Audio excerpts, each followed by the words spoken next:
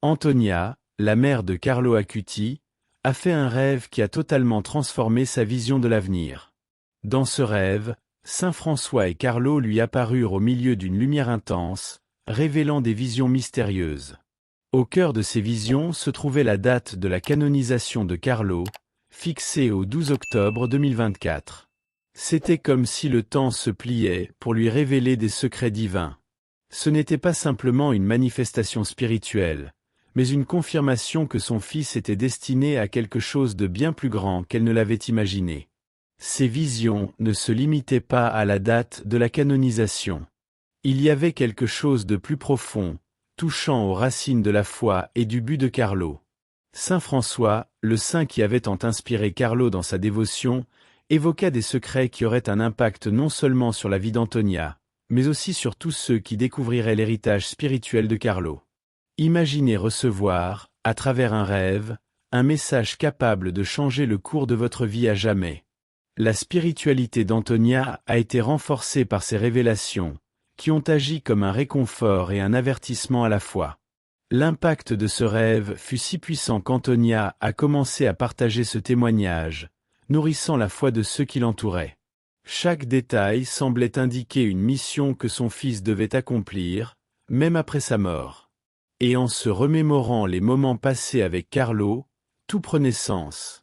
Mais ce qui la fit réfléchir plus profondément fut le lien entre les paroles de Saint François et la vie brève mais intense de Carlo sur terre. Carlo Acuti, bien que jeune, comprenait déjà le pouvoir immense qu'avait Internet pour répandre la parole de Dieu. Il utilisait cet outil de manière innovante, créant un site qui cataloguait les miracles charistiques à travers le monde. Pour beaucoup, il semblait étrange qu'une personne si dévouée à sa foi soit également plongée dans la technologie, mais Carlo y voyait une occasion unique d'évangéliser.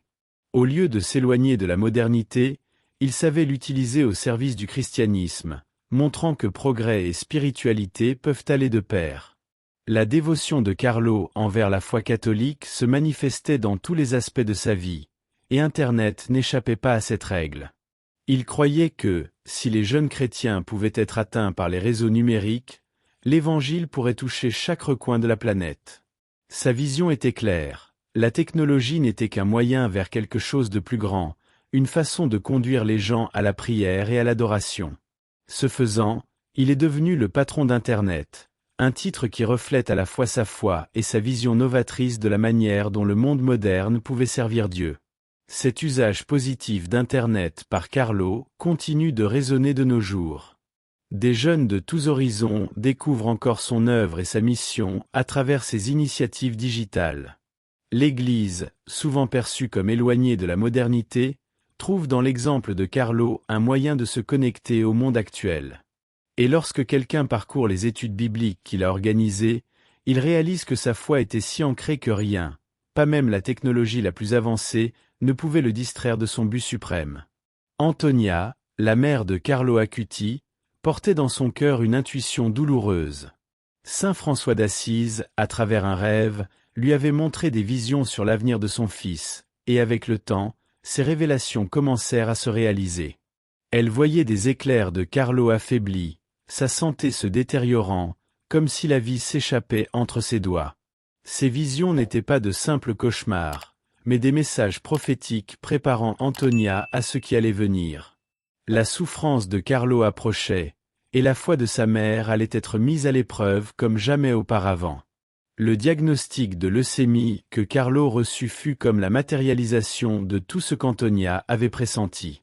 Saint François, dans son rêve, avait donné des détails qui, pour beaucoup, sonneraient comme des mystères irrésolus.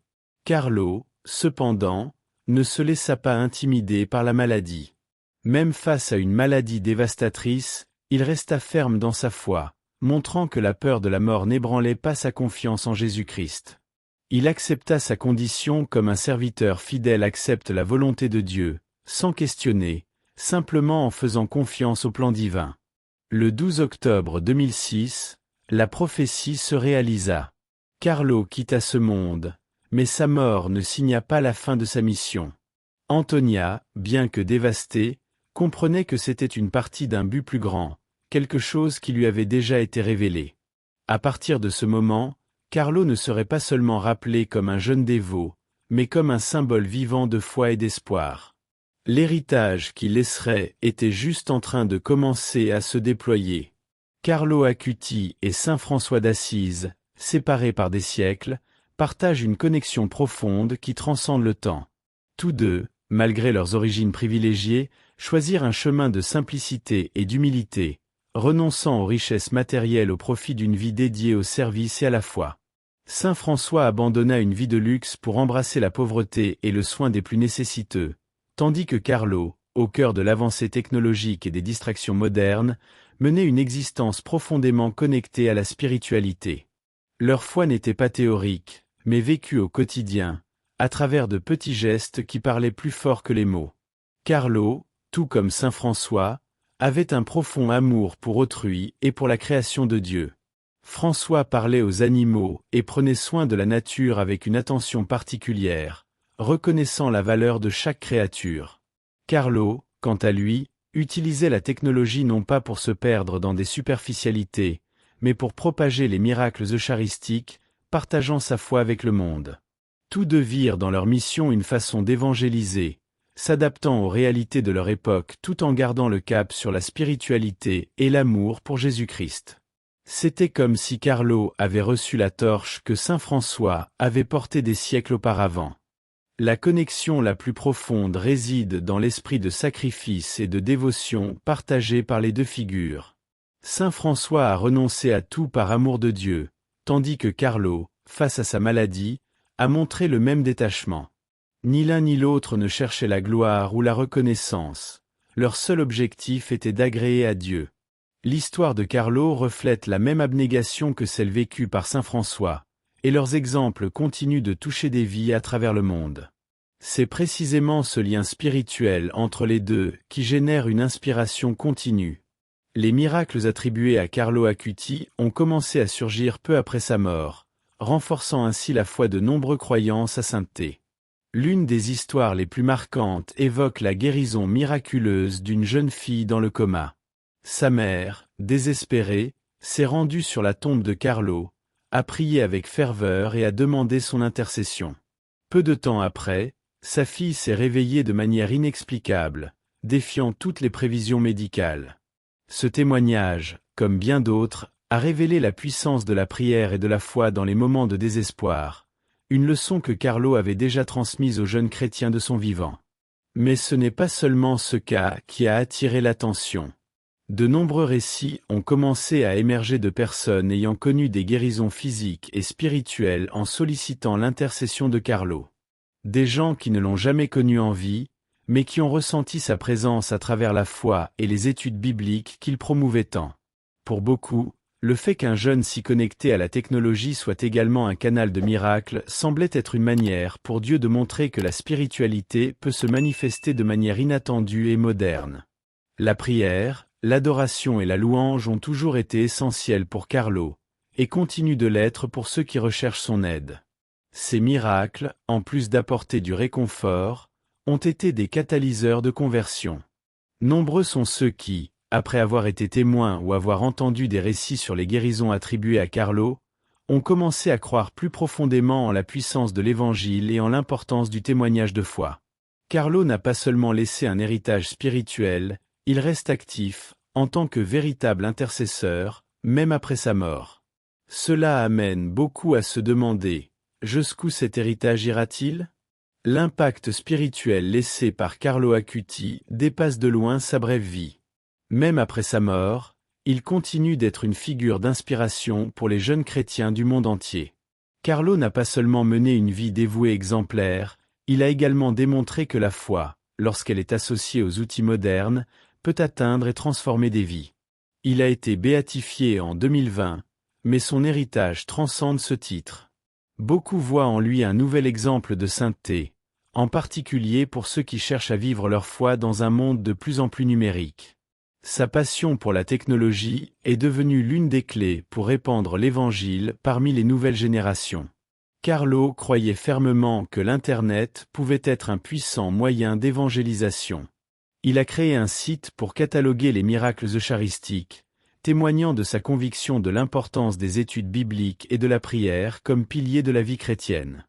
Le site, qui est toujours actif, prouve que la spiritualité peut trouver sa place dans n'importe quel domaine de la vie, même dans l'univers virtuel. Cela démontre que foi et technologie, lorsqu'elles sont unies, peuvent toucher des cœurs qui, autrement, n'entreraient peut-être jamais dans une église. Le message que Carlo laisse est clair. Il n'y a pas de frontières pour ceux qui souhaitent porter la parole de Jésus-Christ. Son travail, son amour pour la foi et sa dévotion à la religion catholique demeurent vivants, inspirant d'autres à faire de même. Pour de nombreux jeunes, il représente la preuve qu'il est possible de maintenir une vie de prière et de dévotion même au milieu des distractions du monde moderne. Mais la question qui persiste est, comment cette génération de jeunes poursuivra-t-elle le travail que Carlo a commencé? Dans le monde connecté dans lequel nous vivons, les réseaux sociaux jouent un rôle crucial dans la formation de la spiritualité des jeunes chrétiens. Chaque jour, ils sont bombardés d'images de vie parfaite qui déforment souvent la réalité. Cette comparaison constante peut engendrer des doutes sur leur foi et leur propre identité, conduisant à une crise spirituelle. En parcourant des fils d'actualité saturés d'apparence, beaucoup de jeunes se demandent si leurs expériences sont valides ou s'ils sont à la hauteur des normes qu'ils voient. Cette pression peut détourner leur attention des principes chrétiens, rendant difficile la recherche d'un espace sûr pour leur adoration et leur louange. D'un autre côté, les réseaux sociaux offrent également une opportunité unique de renforcer la foi. Des groupes en ligne, des diffusions en direct de culte et des témoignages de foi sont devenus des sources précieuses de soutien et d'inspiration. Les plateformes numériques peuvent servir d'outils puissants pour connecter les jeunes avec des leaders spirituels et entre eux, créant des communautés d'adoration et d'apprentissage qui transcendent les frontières géographiques. Pourquoi ne pas utiliser les réseaux sociaux non seulement pour consommer, mais aussi pour partager le message de l'Évangile? Un simple post sur votre expérience avec la prière peut toucher le cœur de quelqu'un qui traverse des épreuves. La clé réside dans la recherche d'un équilibre sain. Les jeunes doivent apprendre à filtrer ce qu'ils consomment et à utiliser la technologie d'une manière qui enrichit leur spiritualité. Cela inclut le suivi de pages qui promeuvent des études bibliques, l'adoration et le soutien mutuel. Pourquoi ne pas rejoindre un groupe d'études bibliques en ligne ou même en créer un? Ces initiatives peuvent offrir un espace sûr pour discuter des doutes, renforcer la foi et célébrer ensemble le parcours de chacun, tout en s'approfondissant dans la parole de Dieu. La communauté religieuse joue un rôle fondamental dans le renforcement de la foi des jeunes chrétiens, surtout en temps de crise. Lorsque les jeunes se sentent perdus ou doutent de leur spiritualité, un réseau de soutien peut faire toute la différence. Des leaders et des mentors prêts à écouter et à offrir des conseils peuvent aider à guider ces jeunes à travers les tempêtes de la vie. Imaginez un lieu où la véritable connexion s'établit, où chaque jeune se sent valorisé et compris. C'est ce qu'une communauté unie peut offrir. De plus, le soutien émotionnel et spirituel est essentiel pour cultiver un environnement de foi sain. Des groupes de jeunes qui se rassemblent pour prier, étudier la Bible et discuter de leur quotidien créent un espace sûr pour partager leurs expériences et leurs défis. Ces interactions ne renforcent pas seulement des liens d'amitié, mais encouragent également un engagement plus profond envers la spiritualité. Participer à un petit groupe peut être une excellente manière de cultiver ce sentiment d'appartenance, permettant aux jeunes de se sentir intégrés à quelque chose de plus grand. Il est primordial que les communautés religieuses proposent des programmes et des activités qui répondent directement aux préoccupations et aux intérêts des jeunes. Offrir des ateliers sur des thèmes pertinents, tels que l'utilisation saine de la technologie ou l'importance de la prière dans la vie quotidienne, peut susciter l'intérêt et la participation des jeunes. Pourquoi ne pas promouvoir des événements de louange interactifs qui encouragent une adoration authentique? L'engagement actif peut aider ces jeunes à non seulement trouver du soutien, mais aussi à devenir des agents de changement dans leur communauté. Le débat entre science et foi est un sujet récurrent dans les discussions contemporaines.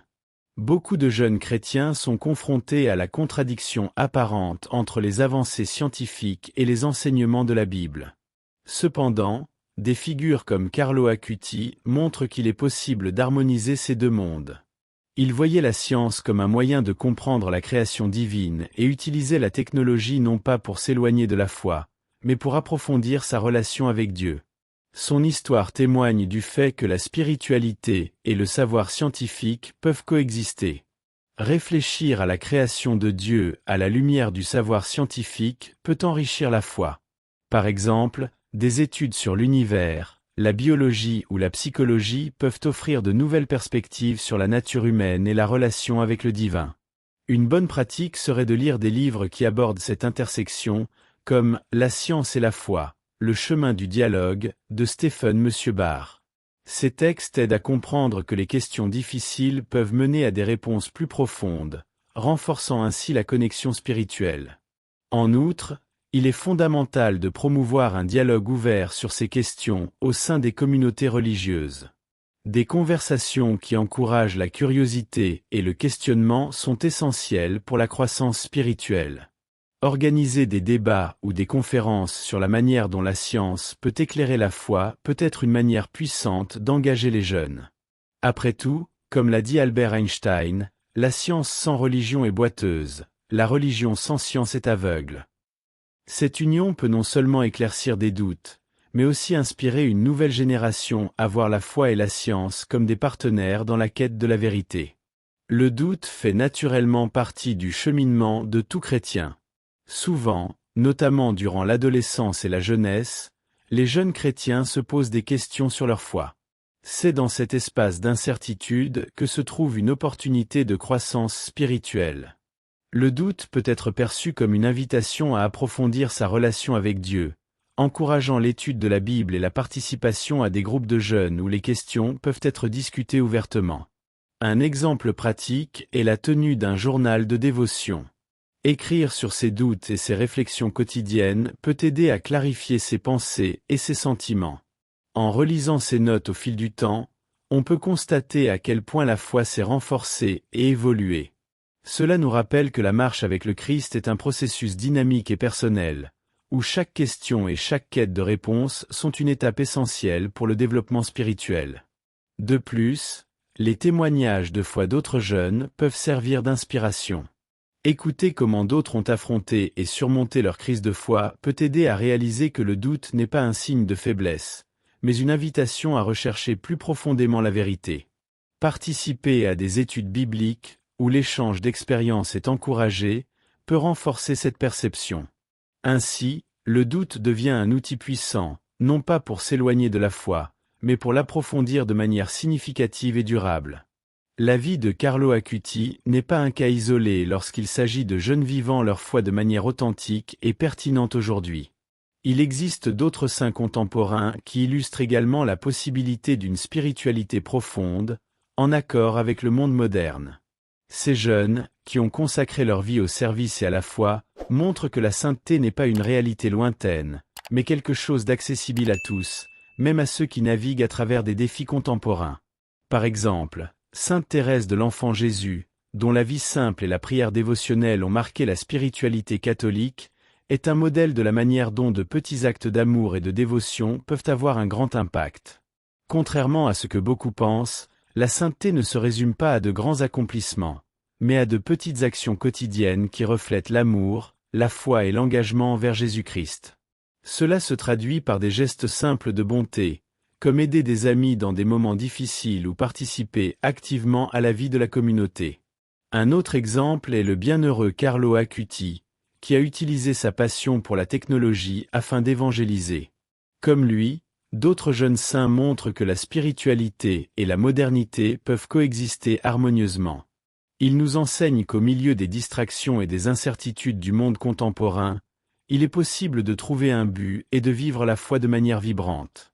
Ces témoignages de foi nous inspirent à suivre leur exemple, nous défiant de trouver notre propre façon de vivre la foi au quotidien, contribuant ainsi à un monde meilleur, rempli d'amour et de compassion.